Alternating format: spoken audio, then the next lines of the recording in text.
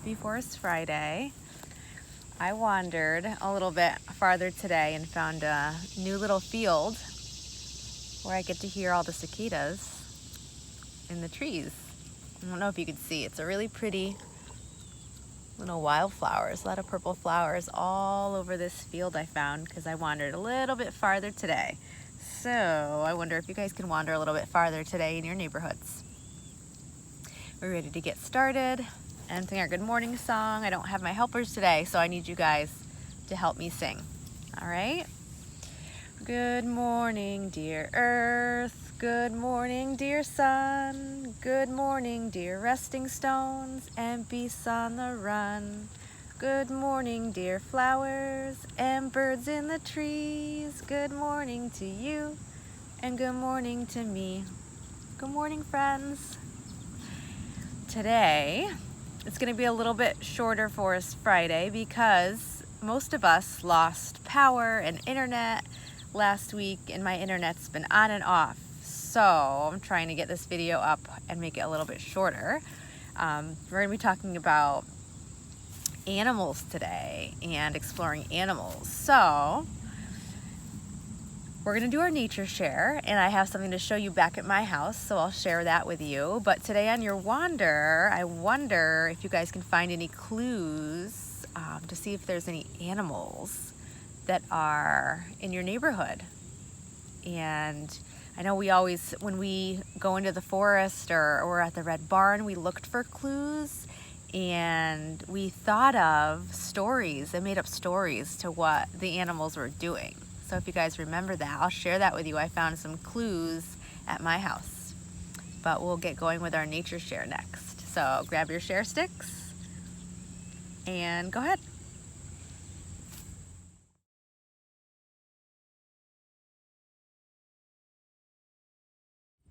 All right, so for my nature share, I just wanted to show you guys something really cool that I found in my yard after the storm. And I was really careful. I checked it out before I went to go touch it. And do you guys know what it is? Yeah, there were some babies in here once, and I do know, and I checked around to see if there was babies in there or around on the ground after the storm. I know that can happen sometimes when it's really windy, but I know they already had moved out. I remember this nest in a little bush I have right here, so it wasn't, nobody got hurt, but I did get to save this, and you could keep it in the tree or keep it near a tree for birds to reuse again as a nest. A lot of birds come back to their nests, or it's really cool. You can, if there's no eggs or any babies or anything near it, you could take it and put it in your nature shelf.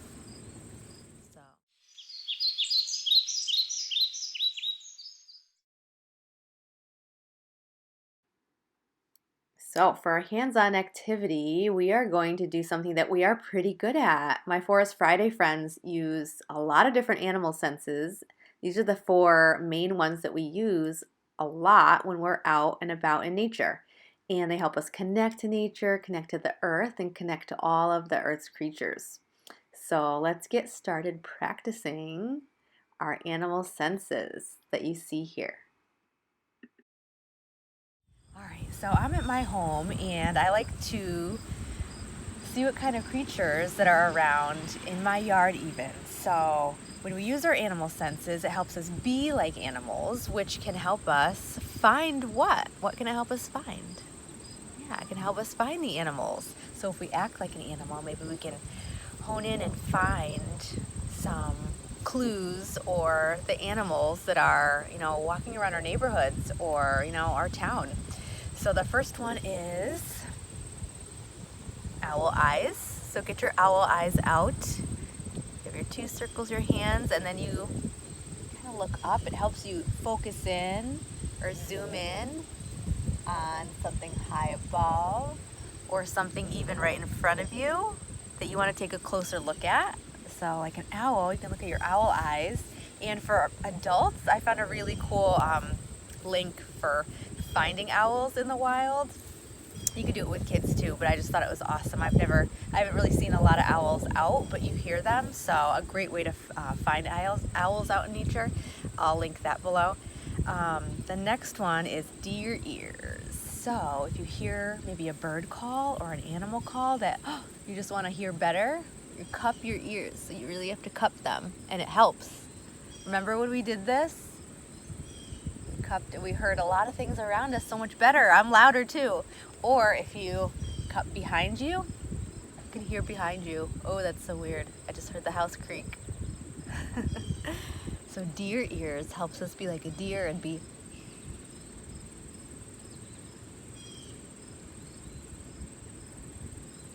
really quiet. I hear birds, crickets, wind, leaves. What do you guys hear when you do that? It helps. The next one is really cool because it helps us to touch things. We might not want to always touch things like plants we don't know or scat, or even some people don't like to touch feathers, but it is cool. I love touching feathers. I like touching bark and the trees. I like to touch the grass, or even pick up bugs and things like that. And touching it feels really cool. It just helps us use our senses, our sense of touch, to touch things and to feel textures. Some things are soft, some things are hard, bumpy, slimy. So it's really fun to use our senses with raccoon touch. Raccoons, because raccoons have hands like us, right? And the next one is a good one if you see an animal. But if you see an animal, do we want to scare it? Run after it? Oh, I just want to touch it? Do we want to do that? No. We use our fox walk a lot of times. I don't know if you're going to be able to see me if I can put on the camera the right way, but we use our sneaky tiptoes. So we practice this a lot. Now let's see if you can. So you can get on your tippy toes. You might get down low, and you can really go super slow and stealthy, like a fox. So you're gonna go super slow and quiet, and maybe creep a little bit at a time, until maybe you can get to a good spot where you can see an animal, or just get out of the way so you can peek at an animal and take a look, because sometimes I see deer. I have a really busy road, but I do have a lot of fields and some forest behind me.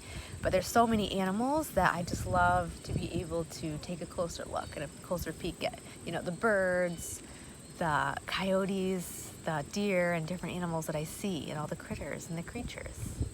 So those are our animal senses, and I hope you guys can try it out.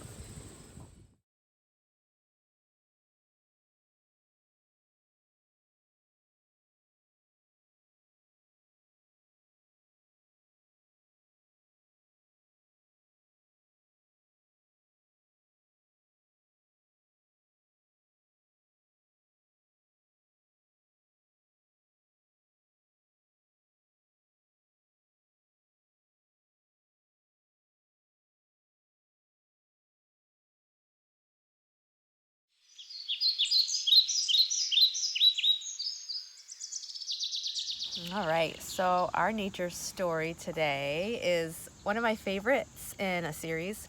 The authors Diana Hutz Aston and Sylvia Long, and they have a few other ones that I love. Just the illustrations are awesome. And there's another one called A Beetle is Shy, A Butterfly is Patient, A Nest is Noisy, and A Rock is Lively. I'll link them, but there's awesome pictures. They're great for like a variety of ages. I mean, I love looking at them because they just have a lot of great plant information and nature information, but it's a good story. It's a little bit longer, but I will paraphrase for my littles. So this is A Seed is Sleepy. And look at all those seeds. Do you guys know any of them? Can you recognize any? I eat this one. It's a good vegetable I eat on my plate. This is one I love to take the shell off and eat the inside. Yeah, some of you guys might recognize some of these you see on your plate or in nature. A seed is sleepy. It lies there, tucked inside its flowers. Come closer. on its cone or beneath the soil, snug and still.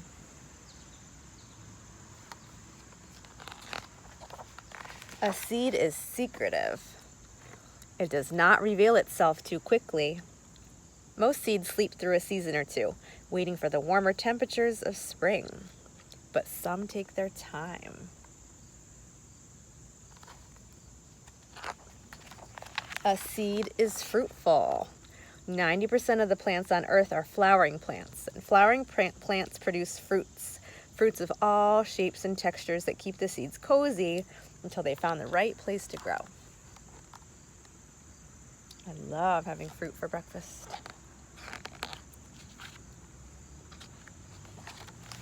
A seed is naked. Yes, naked. Scientists call gymnosperm seeds that aren't clothed in fruits naked seeds. They mostly hide themselves on the scales of cones until they're ready to make a dash to the ground. So if you ever find a pine cone, I don't think I have one right near me, but it's really cool to know the difference between a dried pine cone when you see it open or when it's super closed or wet. And I challenge you to take a look at the difference between pine cones when they're closed and when they're open. Because when they're open, that means something fell out.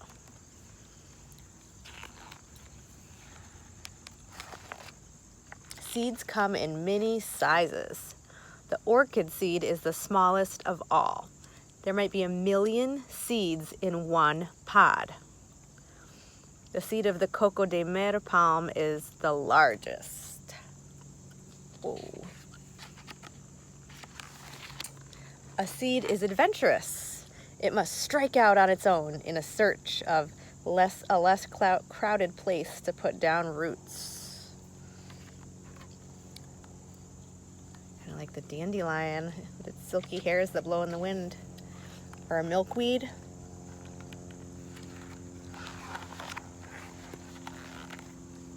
Drift seeds float on ocean currents from one shore to another. They have enough air inside to keep them afloat, and their thick protective shells keep out the seawater.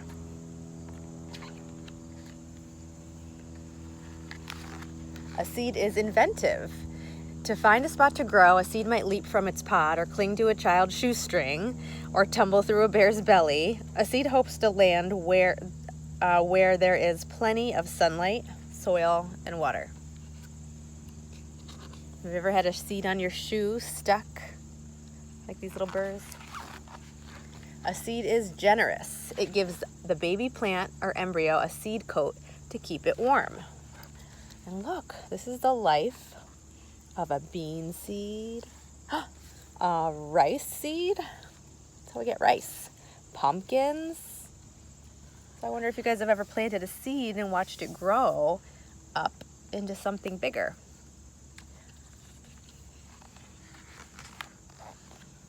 Some seeds are ancient. Not all seeds are eager to germinate. Some have lain dormant or slept undisturbed for more than 1,000 years. Old seeds. A seed is thirsty and hungry. Once a seed has shed its coat, it drinks in the rain, the dew, and yesterday's icicles. It feasts on minerals in the soil. There's another life cycle of a seed.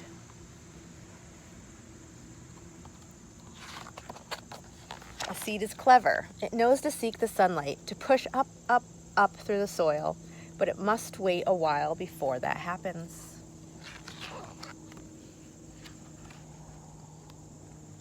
So we have to be a little patient when we're waiting for our seeds to grow. They might not always pop up yet, but every day if you get it, give it a little bit of what?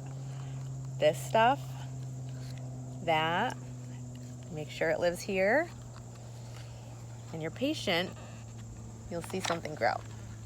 A seed is sleepy, but only until it's found a place in the sun and it has had its breakfast and a drink of water. Then a seed is awake.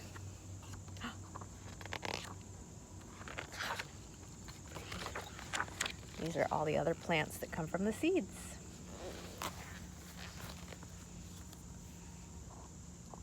So if you guys go out in your yard today and go on your wander, I wonder if you could find a seed and share.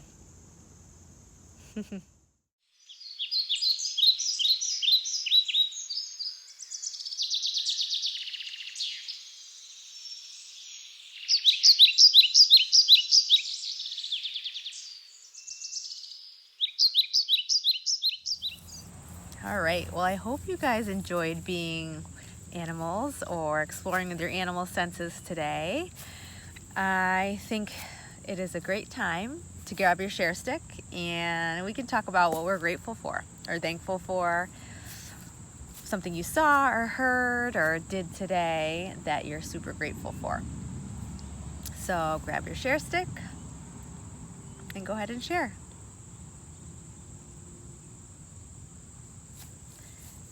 Thanks for sharing. So let's see, my turn. I will grab my share stick. I'm grateful today for change. So I noticed in the mornings, even on some of the trees, and going on hikes this week even, I noticed some of the leaves were already changing colors. So part of me is sad because summer is coming to an end, kinda. That's what that, leaf changing means, is fall is coming. But I love summer. I know there's still a little bit of summer left, but I am excited and just grateful to see some of these cool changes because I know that even though summer's coming to an end, I'm going back to work next week and going back into school. A lot of us are going back to school. There comes, lots of big changes and even more changes in school because of COVID and everything happening. So it's gonna look a little different and things are gonna be a little bit different, but I'm excited because I love fall. I love the colors and the smells and how it's nice and cool in the mornings and the evenings. So there's lots of good things that happen with change, even though we might miss summertime and swimming and doing all the fun summer things. But I'm grateful that there will be a little bit of change and I'm gonna embrace it and look forward to it. So, yeah. All right, we'll say our goodbyes. I hope everyone had a great Forest Friday or whatever day you are exploring nature on. And we will sing our goodbye song. Ready? Dear friends, goodbye. Dear friends, goodbye. Now is the time of day when we all go our way. Dear friends, goodbye. Dear friends, goodbye. Go well and safely. Go well and safely. Go well and safely. Our love be ever with you. Love you guys. Bye everyone. Have a great day.